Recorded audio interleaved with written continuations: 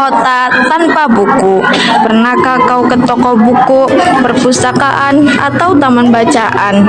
Tidakkah kau merasa istimewa ketika berada di dalamnya? Di sekelilingmu ada berbagai toko dari dunia nyata dan khayal, tempat yang pernah kau kunjungi dan yang belum.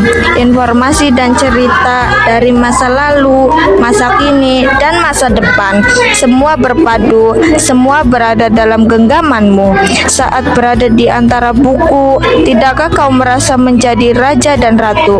Ruang dan waktu seolah menyatu tanpa batas. Kau bisa terbang, melintasi sirkuit negara, dan melewati berbagai zaman.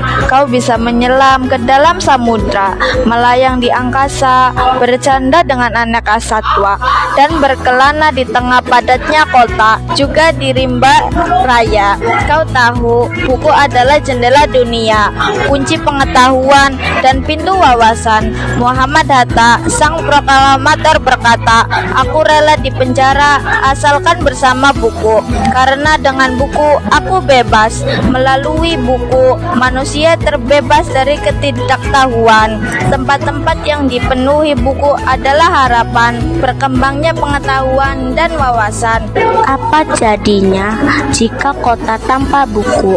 Pantaskah dia disebut kota? Di kota itu mungkin kabar datang dari sumber lain, dari koran, televisi, atau internet.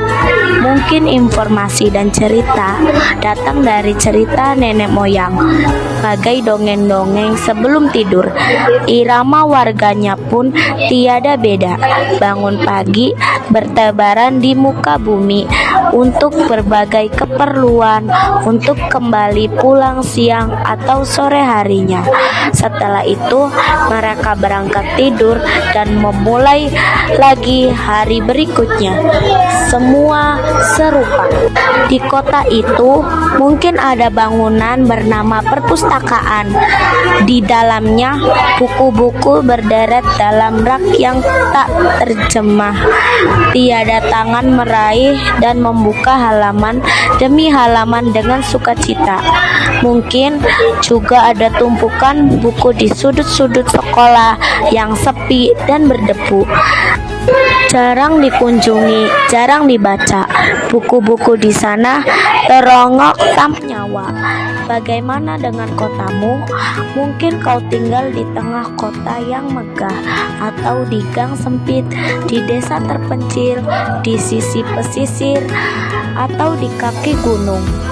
Adakah perpustakaan, taman bacaan, atau toko buku di dekat rumahmu?